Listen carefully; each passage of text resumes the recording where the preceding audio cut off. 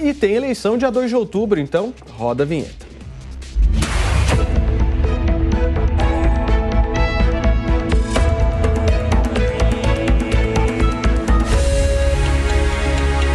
Eleições 2022. A gente começa o programa de hoje com pesquisa de intenção de votos para a presidência da República, que, aliás, cada vez mais apresentam uma aproximação entre Bolsonaro e Lula. E o nosso Eduardo Novak vai colocar a primeira tela para a gente, que mostra a simulação de primeiro turno segundo o grupo BTG-FSB. Vamos aos números. 45% das intenções de voto vão para Lula, 36% para Bolsonaro, 6% Ciro Gomes, 3% Simone Tebet, 1% Vera Lúcia. Vamos para a segunda página para a gente analisar os demais candidatos. Pablo Marçal, do PROS, aparece com 1%, seguido de 4% nenhum, 2% branco ou nulo, 3% não sabe ou não respondeu. Bolsonaro avança 2 pontos, Lula fica com a mesma marca e a diferença em uma semana caiu para 9 pontos. A segunda simulação que a gente vai olhar agora, os números na tela, é de segundo turno entre Lula e Bolsonaro. 52% das intenções de voto num segundo turno, segundo a pesquisa BTG-FSB, vão para Lula, 39% para Bolsonaro. E olha, gente, numa entrevista a uma rede internacional de mídia, o candidato do PT à presidência da República, Luiz Inácio Lula da Silva, fez críticas ao presidente Jair Bolsonaro e a produção separou justamente esse trecho para a gente ouvir agora. Eu acredito muito na recuperação da nossa democracia. Eu não posso conceber a ideia que um país que fez a luta que nós fizemos durante muitas décadas para reconquistar a democracia, a gente permita que, por obra de um homem, esse país jogue fora a participação social na construção da democracia. Nós temos um presidente que, segundo a imprensa brasileira, conta 7 mentiras todo dia. Nós temos um presidente da República que desafia todo santo dia as mais diferentes instituições. Ele machuca a democracia quando ele ofende qualquer organismo que nós criamos para consolidar a democracia. Ele fica desrespeitando a urna eletrônica, quando na verdade ele já foi eleito mais de 8 vezes pela urna eletrônica, ele nunca questionou. Olha só, gente, durante o fim de semana, como nós vemos agora na tela, opositores ao atual governo federal usaram uma réplica da cabeça do presidente Jair Bolsonaro para jogar futebol. Essa manifestação, inclusive, vai levar a nossa enquete de hoje, que eu vou abrir agora no portal da Jovem Pan News. É o tema da enquete de hoje. A gente quer saber de vocês se vocês concordam com esse uso de uma réplica de candidato, de cabeça de candidato num jogo como forma de manifestar a sua posição ou a sua oposição, como a gente vê no caso. Vai lá no jovempan.com.br, vota, participa. Ao longo do programa eu trago aqui o resultado parcial. Senhores, ótima tarde. Piperno, se você olhar para a sua esquerda, você vai ter uma surpresa hoje. Você reparou? Inclusive, eu quero dizer o seguinte, é a primeira vez na vida em que ele está à minha esquerda. Exatamente. Tudo bem, Constantino? Seja bem-vindo, Constantino, dos estúdios da Jovem Pan News aqui em São Paulo. Vou começar por você hoje, Constant, por favor. Vamos lá, Paulo, muitas coisas. Primeiro sobre a pesquisa, né? Do BTG, que financiou, né? E BTG do André Esteves, que era muito próximo da turma do Lula. A gente só lembra disso só para trazer informação plena aos telespectadores. Segundo, eu gostei que você falou que o presidente avançou 2 pontos e o Lula ficou estável, porque eu vi alguns jornais falando que o presidente oscilou. Quando o presidente sobe, é oscilação, né? Quando ele cai, é queda. E, na verdade, o que está acontecendo é aquilo que a gente esperava, o fechamento do gap, né? O catch-up das pesquisas com a realidade, que ninguém acredita que o Lula tenha isso tudo de fato e essa folga toda. Agora, vamos lá, né? Sobre o comentário do ex-presidente, ex-presidiário Lula. Tudo que ele fala é sempre diante de um espelho atacando os outros daquilo que ele é. Né? Agora ele está querendo bancar e posar de democrata. Ele que defende até hoje o regime venezuelano.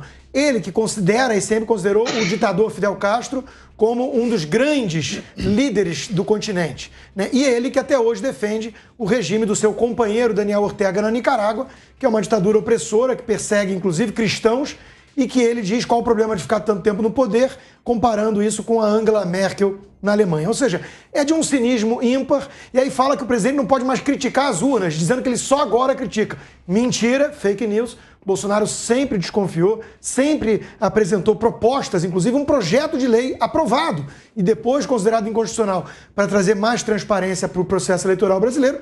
E o próprio Lula já criticou no passado também. Então daí você vê o grau de cinismo.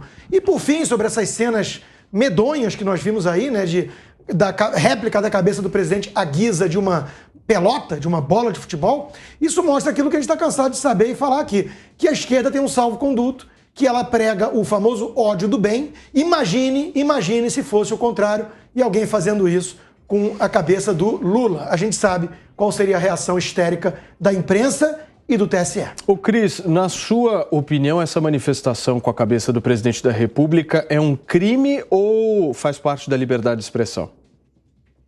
Bom, boa tarde, Paulo, colegas de bancada e nossa audiência.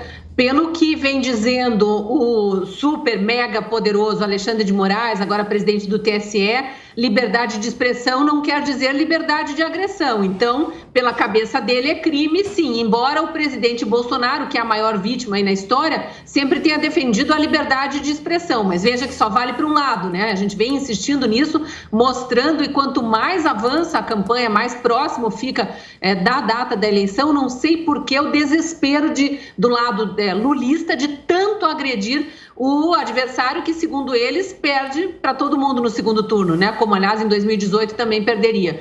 Então é tudo muito bizarro, é no mínimo uma falta de respeito, né? Eles reclamam e falam tanto de ataques às instituições, ataques às urnas, porque as pessoas pedem mais transparência no sistema eleitoral. Veja, isso é atacar a instituição, a santa instituição do TSE, o santo, né, Tribunal Eleitoral, né, magnânimo. Isso é atacar, você pedir mais transparência. Agora, chutar a cabeça de presidente da República, tudo bem, liberdade de expressão. É muito bizarro o que a gente vem vivendo no Brasil, mas o bizarro não é só esse tipo de futebolzinho aí desprezando uma autoridade da República escolhida pela maioria dos eleitores brasileiros. O bizarro é uma parte da imprensa aplaudir isso, é uma parte dos cidadãos brasileiros aplaudirem isso, acharem bonito. E aí eu vou repetir o que o Constantino fala, porque a gente precisa sempre ser empático, né, para usar as palavrinhas que eles amam, ser altruísta, se colocar no lugar do outro, olhar para o outro. Pensa a cabeça de Lula sendo chutada para cá e para lá até estraçalharem e a imprensa aplaudindo a liberdade artística e de expressão. Obviamente que isso não ia acontecer. Para só usar palavras de petistas do passado, vai ter morte na rua se começarem a fazer isso, né? Gleisi Hoffmann, Stedley, viviam dizendo, né? O exército do Stedley vai para a rua. E a gente viu o que eles fazem nas manifestações democráticas deles, né? Com estátuas, com agências bancárias, com policiais, né? Com pessoas nos pontos de ônibus, adoram uma agressão. E aí o resto é tudo liberdade de expressão. Então é muito estranho. Para não dizer que eu não falei das pesquisas aqui, principalmente da entrevista de Lula à imprensa internacional, eu ia destacar também, Rodrigo, que a pesquisa foi encomendada por banqueiros. E lembram a última vez que os banqueiros apareceram no noticiário assinando cartinha pela democracia, né? Endossando tudo isso aí que eu falava. Então, que é um ataque às urnas eletrônicas, exigir transparência e tudo mais. Então, vamos deixar a pesquisa de lado. Bancada por banqueiros. A segunda notícia que você leu aí, Paulo, Lula falando para a imprensa internacional. Vamos deixar de lado as bobajadas que ele falou, que é um monte de asneira que ele repete sem parar, como se a gente estivesse sob uma ditadura horrorosa e ele, o salvador da democracia, está chegando. Peraí, né? Menos.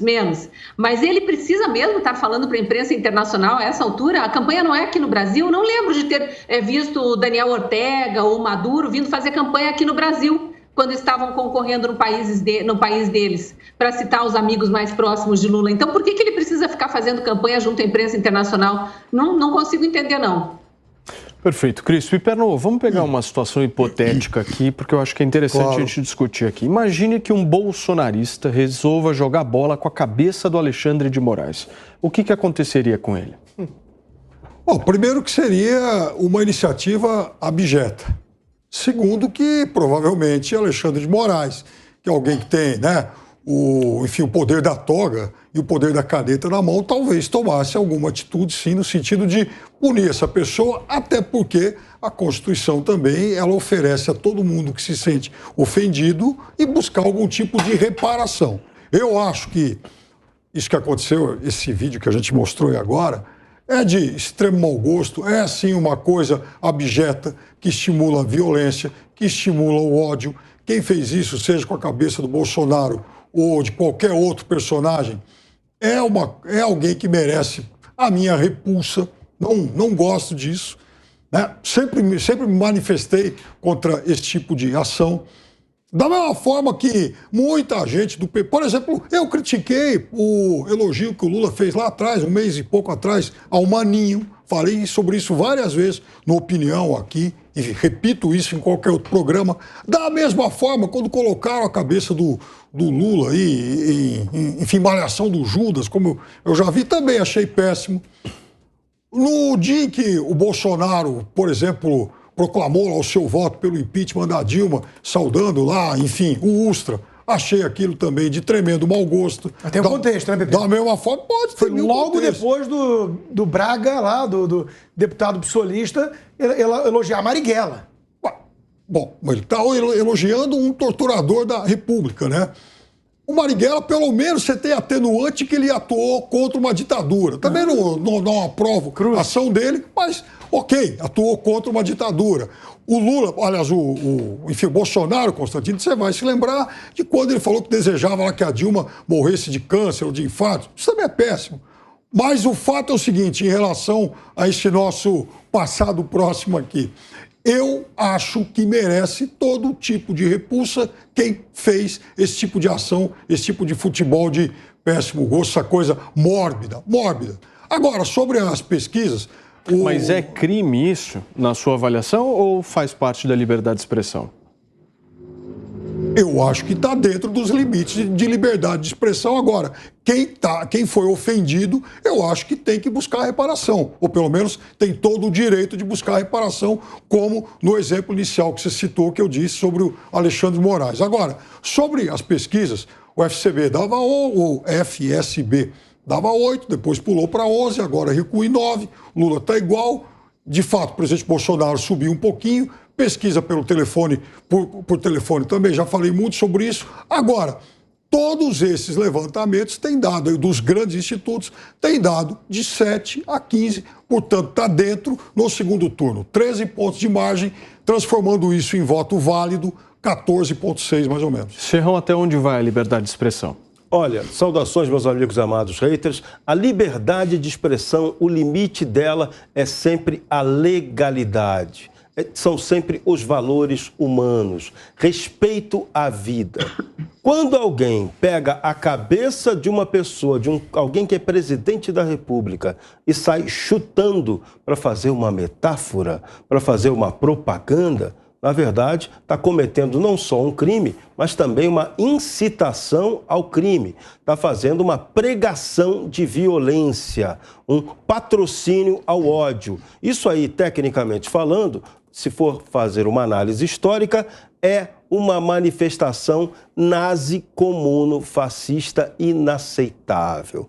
Isso é a coisa mais tenebrosa que poderia ser feita, mas está sendo feita por essa esquerda que se diz, a esquerda que promove o ódio do bem. Só que o ódio do bem não é ódio do bem, só existe ódio do mal. E quando ele tem seu aspecto ideológico, ele se torna algo hediondo, algo altamente reprovável por quem tem um mínimo de civilidade. Da mesma forma, quando a gente vê o ex-presidente Lula dando entrevista à Crônica Estrangeira para reforçar sempre, é sempre a mesma tática, reforçar a imagem do Bolsonaro como alguém antidemocrático, como alguém fascista, como alguém nazista, isso não corresponde à realidade, mas é uma mentira que sempre foi repetida e eles insistem nessa tese, porque eles jogam para duas questões. Se ganhar a eleição, maravilha, acaba de matar o cara politicamente no mundo. Se não ganhar a eleição,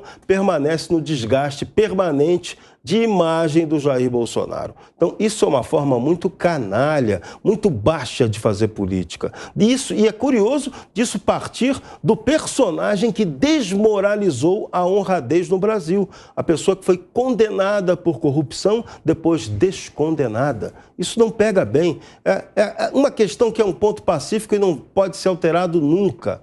O Lula, ele foi recuperado, teve recuperado os seus direitos políticos, mas num país normal, nenhuma pessoa condenada por corrupção, com provas fartas, como aconteceu na Lava Jato, não vem com essa de mudar o local da vara que julgou, provas fartas de corrupção, uma pessoa com esse calibre, com essa qualificação negativa, jamais poderia voltar a ser candidato a presidente. Mas no Brasil, pode. Ô Costa, essa forma de protestar, ela é um pouco importada, né? Porque esse coletivo mesmo é americano. Não, tivemos nos Estados Unidos o caso daquela atriz lá que ninguém lembra do nome, Kathleen, sei lá o que, uma ruiva que pegou a cabeça ensanguentada do Trump, né? Então, assim, essa turma tem um salvo-conduto, pode tudo. Vamos lembrar que a Jane Fonda, uma atriz ligada ao esquerdismo radical nos Estados Unidos há décadas, ela agradeceu a pandemia. Ela falou que foi um presente de Deus para a esquerda. E no Brasil, o Lula disse algo muito parecido. Agora, eu quero chamar a atenção para isso que o Serrão trouxe aqui, que é a postura sempre destrutiva da esquerda. Hoje mesmo, o empresário Luciano Hang postou uma frase muito, muito boa, né, como síntese, né, no Twitter, que diz assim: a esquerda, quando não consegue chegar ao poder, tenta destruir o país. Quando ela consegue chegar ao poder, ela consegue destruir o país. Mas ela está sempre jogando contra. É impressionante. Essa campanha que o ex-presidiário Lula tenta levar para o exterior, né, endossando uma narrativa fajuta de que o Brasil vive uma grande e terrível ameaça à democracia por conta do presidente Bolsonaro, né?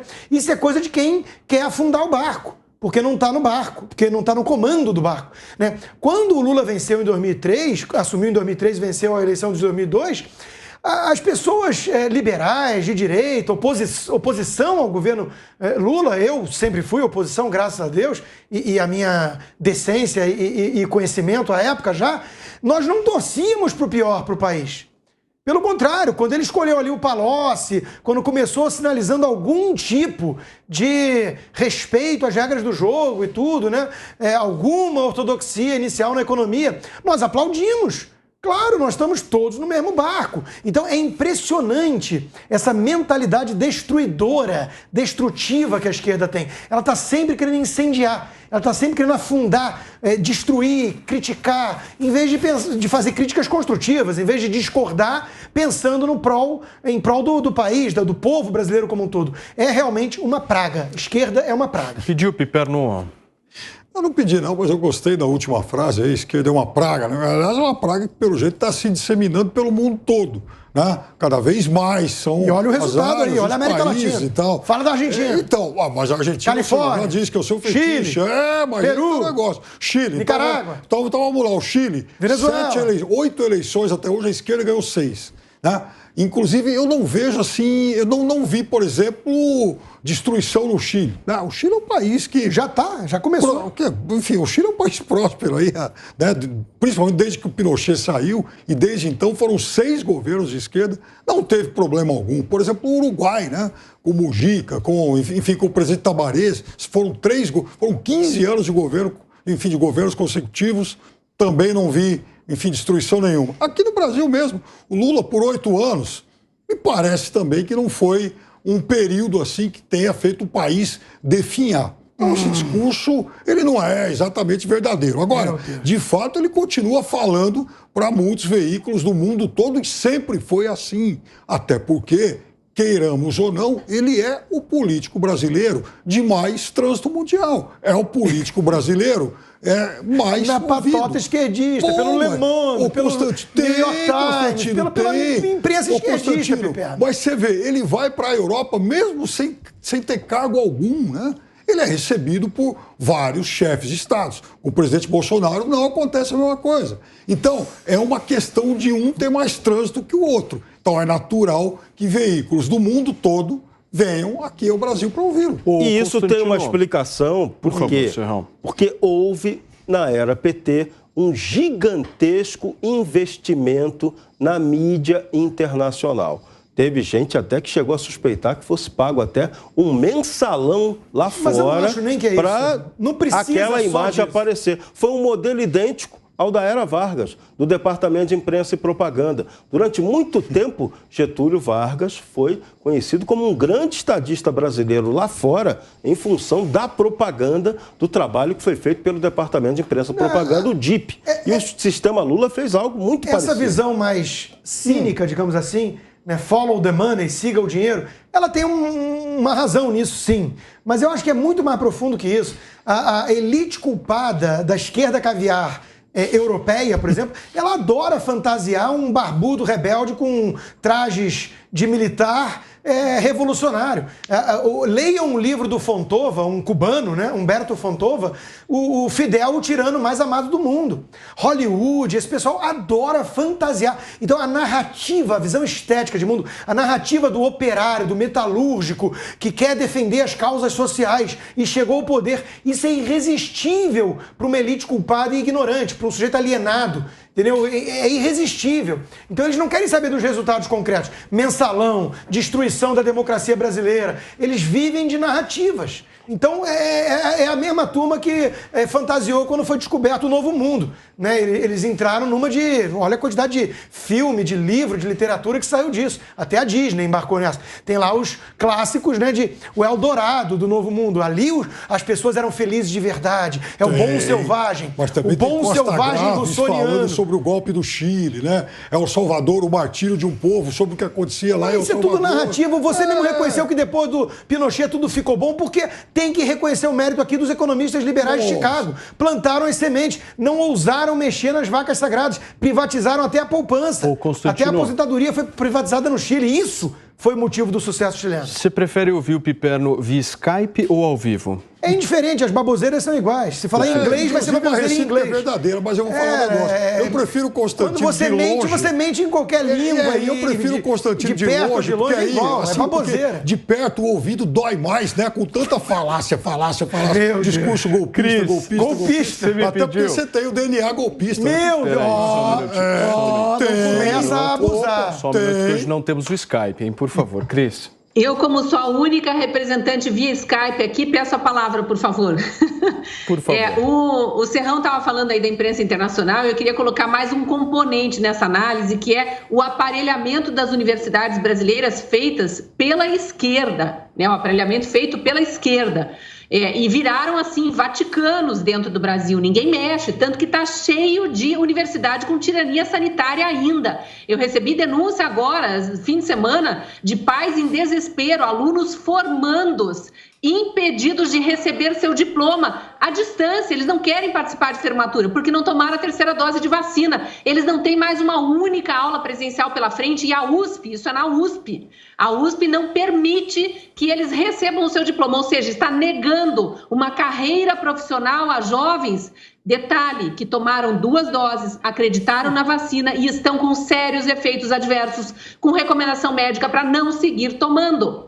Então, por que as universidades estão nesse nível, formando pessoas absolutamente doutrinadas em geral, que vão para a imprensa com esse aspecto de sou militante, não sou jornalista, minha obrigação é militar, é lacrar. E aí, detalhe, a imprensa brasileira abastece de notícias a imprensa internacional, porque é via agências de notícias que as notícias saem do Brasil para a imprensa internacional e vice-versa. Quem são as agências de notícias? Os grandes veículos de imprensa. Então, a gente tem a agência Folha, a agência Estado, aí fornecendo notícias brasileiras, verídicas, né, sem nenhuma doutrinação, para a mídia internacional. É por isso que Lula tem espaço na mídia internacional, não é porque ele é respeitadíssimo, não. E é por isso que Bolsonaro não tem, não é porque é um pária internacional. Porque a mídia internacional segue a mesma tônica da mídia brasileira. E eu sei que nos Estados Unidos é a mesma coisa também, não por conta de aparelhamento de universidades, de outros motivos, mas a gente tem os relatos sempre do Constantino. A outra observação que eu queria fazer aí, Piperno, é que você falou sobre os nossos vizinhos, né, vivendo maravilhas, e nós estamos numa ditadura ferrenha. E a gente precisa lembrar alguns dados aqui do que anda acontecendo na vizinhança, né? Venezuela, o povo comendo lixo, morrendo de fome, 90% da população abaixo da linha de pobreza. A Venezuela, o país que mais tem petróleo no mundo. Argentina, em crise com inflação de 60,7%, está faltando itens básicos como café ou papel higiênico. Isso lembra Cuba também, né? Cuba, há décadas, a população não tem sequer papel higiênico. E aí, para a gente não falar de coisas mais distantes, né? Coreia do Norte testando bombas atômicas nos mares da Coreia do Sul. A China está em crise de mão de obra, está faltando matéria-prima. A Rússia está em guerra com a Ucrânia. Então, esses países idolatrados pelo Lula, né? E mesmo países ali da Europa, vamos pegar a Alemanha quase sem gás, né? A Rússia fechou as torneiras. A Alemanha voltando para as usinas de carvão para gerar energia, a Greta quietinha, Leonardo DiCaprio quietinho, todo mundo quietinho em relação a isso. A França com aquele monte de incêndios lá, ninguém fala nada.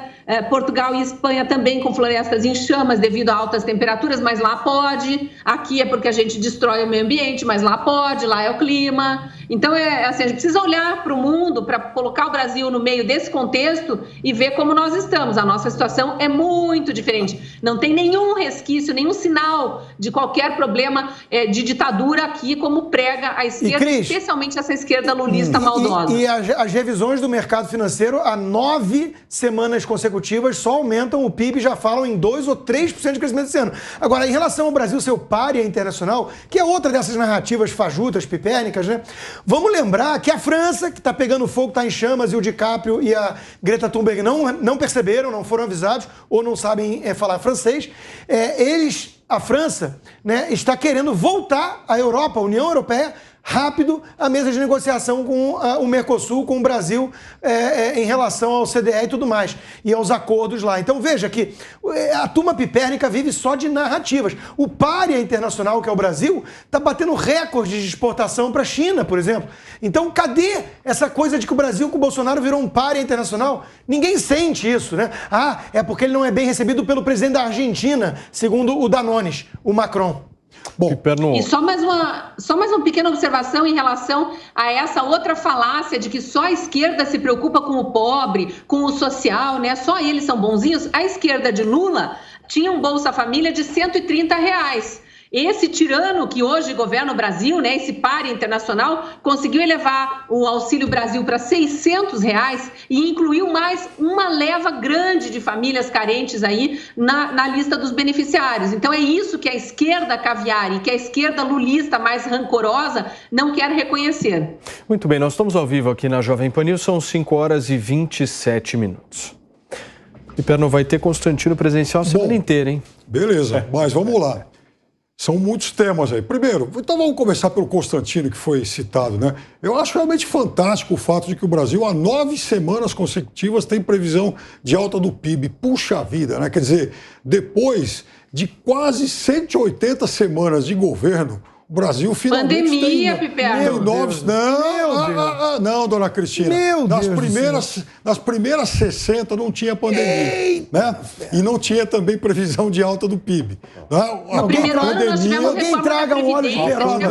Alguém traga um óleo de peroba para dar uma lustrada na cara do Piperno. A pandemia é de fevereiro de 2020. Bolsonaro teve 14 meses de governo antes. Então, e o país... Conseguiu a reforma da Previdência, conseguiu avanços fantásticos. Vamos comparar com a Argentina, Piperno? Vamos. A reforma da Previdência é feita por Rodrigo Maia. Foi a reforma que ele quis. Agora vamos lá. Então é fantástico, depois de 170 e tantas semanas de governo, o Brasil agora teve 9 semanas com previsão de alta do PIB. E aí o Constantino fala que de pois é, a verdade dói. Aí o Constantino fala em PIB de 2 ou de 3%. Puxa, isso é uma margem muito grande para quem nunca cresceu mais do que 1,2%.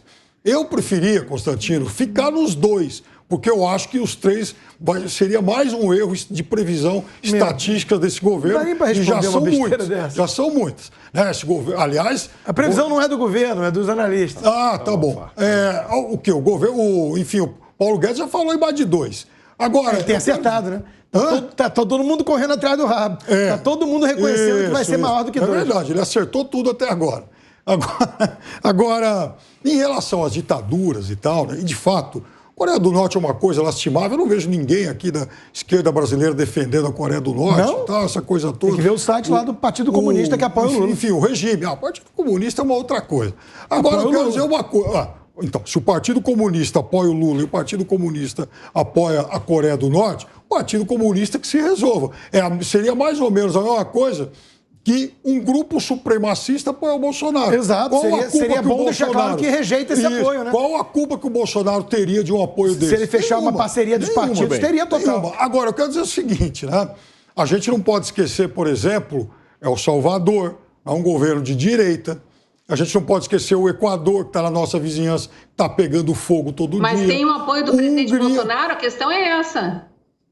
Ué, mas o que o Piper não chama de governo de direita. Por exemplo, a Hungria, aliás, a Hungria tem como chefe de Estado, o único chefe de Estado europeu que participou da posse do Bolsonaro. Né? E a gente até sabe por quê. O Putin foi definido pelo Bolsonaro como um homem da paz, o meu amigo. Então, a gente sabe muito bem quem é que anda com os ditadores. Aliás, quem apoia o Putin é o Lula. Pelo amor de Deus, Quem foi que chamou o Putin de meu amigo, um homem da paz? Vocês estão muito nervosos hoje. São 5 horas e 31 minutos, nós estamos ao vivo aqui na Jovem Pan News discutindo um pouquinho a última pesquisa BTG-FSB e trazendo também à tona a nossa discussão a respeito do protesto com a cabeça do presidente da República acontecido aqui em São Paulo. Certo, meu querido Jorge Serrão, você quer chamar o VAR para quê? Olha, eu quero chamar o VAR para as reformas econômicas que foram feitas no Brasil, mudanças que ainda podem ser muito maiores, têm de ser feitas, e elas hoje colocam o Brasil num patamar privilegiado. É o país para o qual os grandes investimentos globais vão convergir. Trilhões, parte dos trilhões de dólares em investimentos dessa reforma da globalização vem para cá, para o Brasil. Por quê? Porque aqui se tornou um polo atrativo para investimentos, para um país que vai crescer, um país onde há a pregação da liberdade econômica e o começo prático dessa liberdade econômica com desregulamentação, tirando cada vez mais, do jeito que se pode, o estado da economia. Então, esse é um ponto que está incomodando demais a extrema esquerda brasileira. Eles não querem que o Brasil evolua, eles não querem um Brasil próspero e divino, eles querem o Brasil pobre, eles não querem marco de saneamento, eles precisam de um povo que esteja sempre dependente do bolsa disso, do bolsa aquilo, do favorzinho estatal para ele ser subjugado. E o que as pessoas de bem querem é um Brasil honesto, um Brasil na linha do desenvolvimento, da prosperidade, da geração de renda e emprego. E isso está vindo para cá graças a várias reformas econômicas. Isso tem que ficar claro. Isso é a história que está sendo escrita e que vai valer no futuro.